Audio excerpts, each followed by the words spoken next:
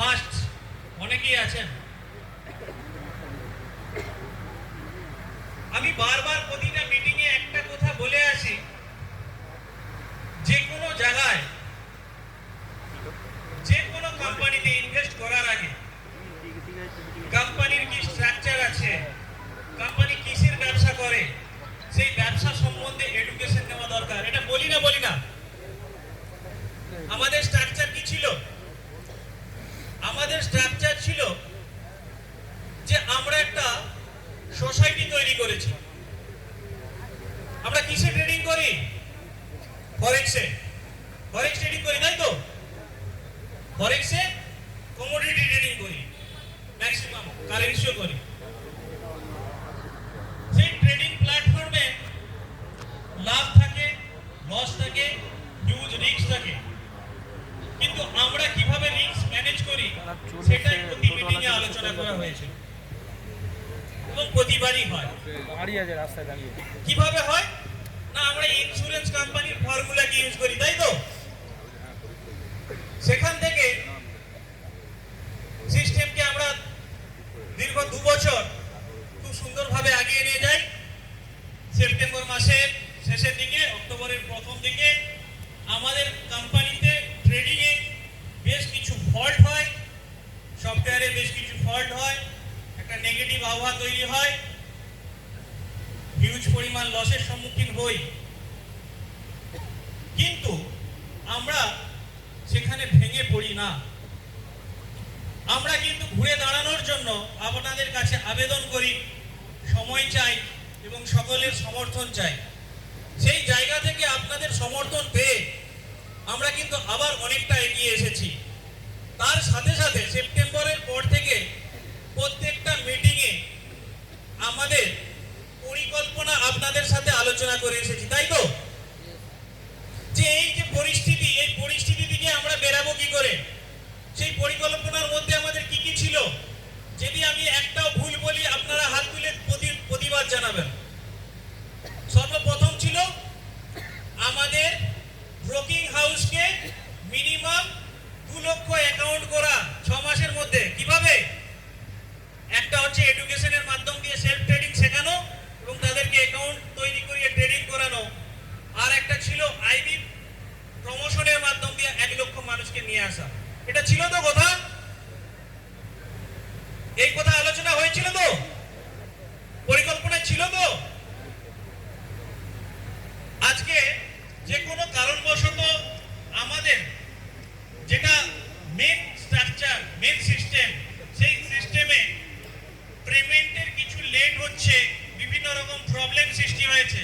সেই কারণে আমাদের এই যে পরিকল্পনা, এই পরিকল্পনাটা কোথাও যেন থমকে যাচ্ছিল। এর কারণ হচ্ছে মার্কেটে আপনাদের যে প্রেসার তৈরি হয়েছে, সেই প্রেসার থেকে অনেকটাই ভয় এবং নেগেটিভিটি কাজ করছে। এটা বাস্তব। তাহলে আমাদের যে পরিকল্পনা ছিল যে 2 লক্ষ অ্যাকাউন্ট বানাবো কি করে, ট্রেডিং অ্যাকাউন্ট বানাবো কি করে, যেখান থেকে কোম্পানি ব্রোকারেজ জেনারেট হবে এবং সেই ব্রোকারেজ থেকে আমরা আমাদের পুরানো সিস্টেমে যে ক্ষতির সম্মুখীন হয়েছি সেই ক্ষতিটা পূরণ করব। আজকে অনেকের মনে হবে আবার হঠাৎ করে একটা নতুন প্ল্যান কেন? এটা কোনো প্ল্যান নয়, এটা তারই একটা অংশ মাত্র। আমরা বলেছিলাম আইবির মাধ্যম দিয়ে 1 লক্ষ অ্যাকাউন্ট নিয়ে আসবো, আইবি স্ট্রাকচারের মাধ্যম দিয়ে। সেখানে আইবি স্ট্রাকচার আপনাদের কাছে বলেছিলাম 3টে লেভেলের আইবি ছিল। আজকে সেটাকে একটু আরো সুন্দর করে সাজিয়ে, যেহেতু আমরা এখানে এমএলএম করতে সকলেই ভালোবাসি, তাই আরো মাল্টি লেভেল করে দিয়ে আমরা এখানে একটা কত লেভেল, 16 লেভেলের আইবি প্ল্যান নিয়ে এসেছি। উদ্দেশ্য আমরা কিন্তু একটুকুও অন্য রুটে যাইনি, গেছি কি? আমাদের উদ্দেশ্য ছিল, পরিকল্পনা ছিল আমাদেরকে আমাদের ট্রেডিং হাউসে গোটা ভারতবর্ষ জুড়ে, গোটা পৃথিবী জুড়ে মিনিমাম 2 লক্ষ সেলফ ট্রেডিং অ্যাকাউন্ট বানানো। কিন্তু সেখানে আমরা যখন মার্কেটে নামলাম, রিসার্চ করে দেখতে পেলাম যে ম্যাক্সিমাম মানুষ যারা আমাদের সোসাইটির মধ্যে রয়েছে তারা ট্রেডিংটাই ভালো করে জানে না বা ট্রেডিংটা করতে চাইছে না, ডিমোটিভেট হয়ে আছে। সেক্ষেত্রে আমাদেরকে কি হেল্প করতে পারে আমরা সেটা নিয়ে পরিকল্পনা করেছি। কি হেল্প করতে পারে? আমরা দেখলাম যারা নিজেরা ট্রেডিং করতে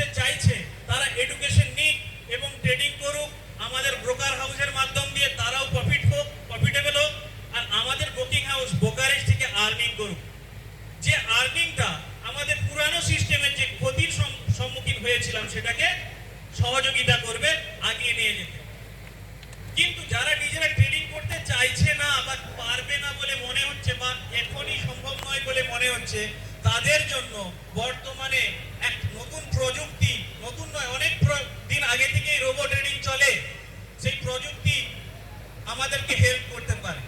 তার জন্য আমরা অনেক দিন থেকে একটা সিস্টেমকে ফলো করছিলাম, একটা এআই সিস্টেমকে ফলো করছিলাম। আমি 6 মাসের হিস্ট্রি দেখলাম, 1 বছরের হিস্ট্রি দেখলাম, আমি 6 মাস ধরে ফলো করছি। সেই সেপ্টেম্বর মাস থেকে 1 বছরের হিস্ট্রি দেখেছি, তারও আগে 6 মাসের আমরা দেখেছি যে সেখান থেকে ওই এআই প্ল্যাটফর্ম খুব ভালো রিটার্ন করছে এবং রেগুলার করছে। কখনো কখনো ডিস্টার্ব হয়, ট্রেডিং মার্কেটে প্রফিট লস থাকে, কিন্তু যদি অ্যাভারেজ হিসাব করে দেখি ভালো কিন্তু ট্রেডিং রেজাল্ট আছে। তাই সেটাকে আমরা সামনে নিয়ে এসেছি আমাদের নতুন আইবি প্ল্যানের মাধ্যম দিয়ে। এটা কোনো নতুন প্ল্যান হলো কি? এটা আমাদের পরিকল্পনার অংশ। তো কি পরিকল্পনা ছিল? যে আমাদের ব্রোকিং হাউস, আমাদের যেটা মূল অস্ত্র, সেই ব্রোকিং হাউসে যদি আমরা বেশি বেশি সংখ্যক মানুষকে ট্রেডিং করাতে পারি, বেশি বেশি মানুষকে আমরা ট্রেডিং এর মাধ্যমে নিয়ে আসতে পারি, তাহলে আমরা যে ব্রোকারেজ যে ইনকাম করব, সেই ব্রোকারেজ ইনকাম থেকে, সেই ব্রোকারেজটা হবে জীবন ভরের ইনকাম। সেই ব্রোকারেজ ইনকাম থেকে আমাদের পুরানো যে আশার স্বপ্ন ছিল, সেই স্বপ্নটাকে সফল করতে সহযোগিতা হবে। এই পরিকল্পনা ছিল, প্রতি মিটিংয়ে আমি আলোচনা করেছি। তো